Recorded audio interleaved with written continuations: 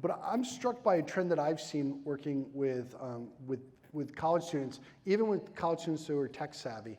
So how many of you here right now, how many of you are at focused campuses? How many are focused? So most. Okay. How many have done like a holy hour, like silent meditation, Lectio Divina with, okay. When you guys do that, a simple point, when you do that, do you use your phone for the readings or do you prefer a physical book?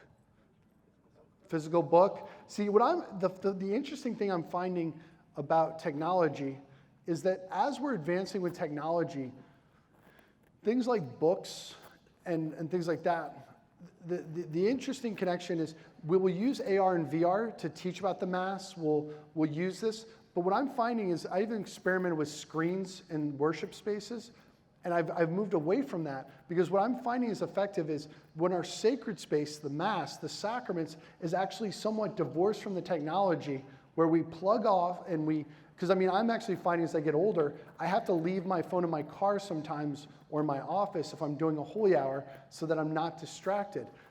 And that's kind of an interesting space to think about. So the interesting thing is we're leading people through technology to appreciate these realities, but the core of the sacraments, that will not fundamentally change. I don't believe in a lot of these trends where we try to integrate too much technology into the Mass.